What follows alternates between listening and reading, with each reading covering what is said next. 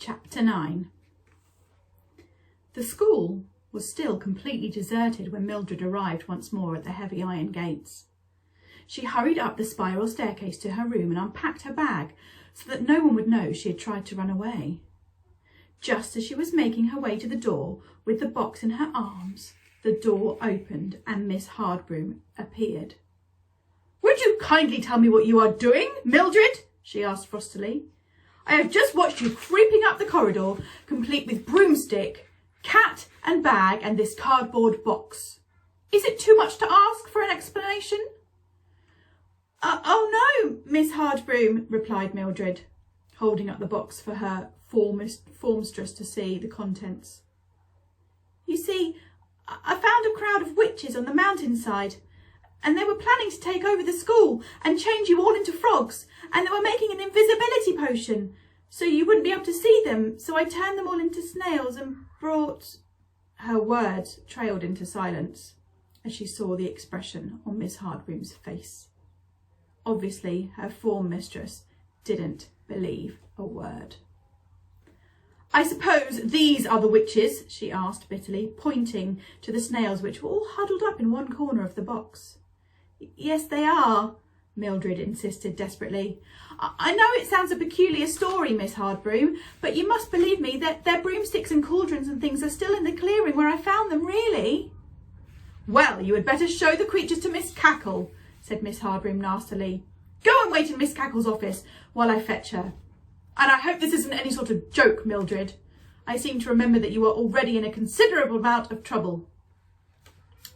Mildred was perched nervously on the edge of the chair in the headmistress's office when Miss Hardbroom returned with Miss Cackle, who was wearing a grey dressing gown and looked half asleep.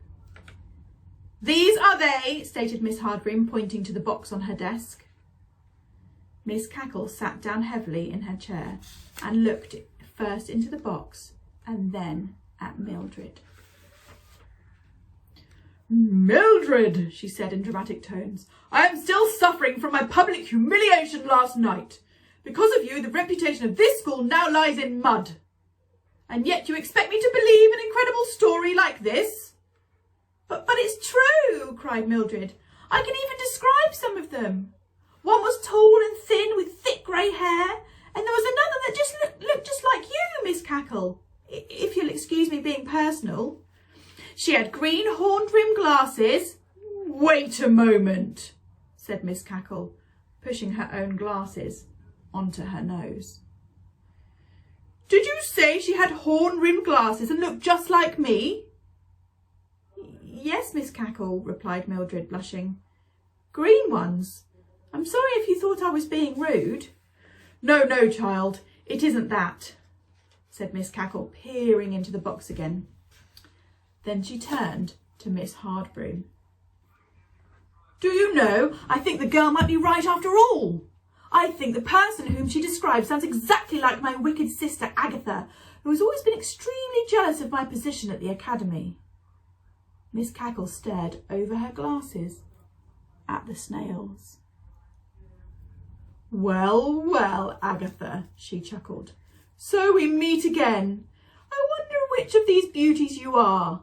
What shall we do with them, Miss Hardbroom?" "I suggest we change them back to their natural form again." "But we can't," cried Miss Cackle in dismay. "There are 20 of them." Miss Hardbroom looked faintly amused. "May I point out," she said, "paragraph 5 of rule number 7 in the Witches' Code, which states that anyone having been changed into any type of animal by another witch for purposes of self-defence cannot, on being changed back again, practice any form of magic against their captor. In other words, they must admit defeat." Miss Cackle looked embarrassed.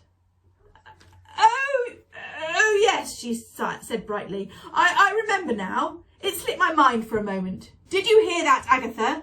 Do you think they can hear us, Miss Hardbroom?" "Most certainly," replied Miss Hardbroom. "Perhaps you could line them up on your desk and ask your sister to step forward." "What a splendid idea," said Miss Cackle, who was beginning to enjoy herself. "Help me, Mildred, my dear." They lined up the snails up on the desk, and Miss Cackle asked Agatha to step forward, One snail shuffled rather reluctantly out of line. "Listen, Agatha," said Miss Cackle. "You must admit that you don't really have much choice. If you will agree to abide by the witch's code, then we can change you back, but not otherwise. If you agree, go back into line so that we should know what you want us to do." The snail shuffled back into line again. Miss Hardbroom spoke the words of the spell which released them, and suddenly the room was full of witches, all looking furious and talking angrily at the same time. The noise was terrible. "Will you be quiet at once?" commanded Miss Cackle. She turned to Mildred, who was still perched on her chair. "You may go back to bed, Mildred.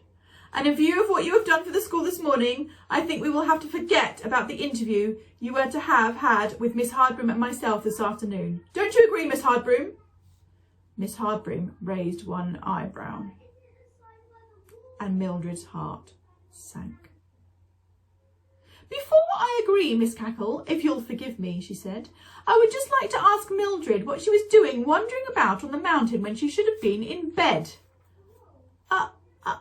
I was out for a walk, Miss Hardbroom," replied Mildred.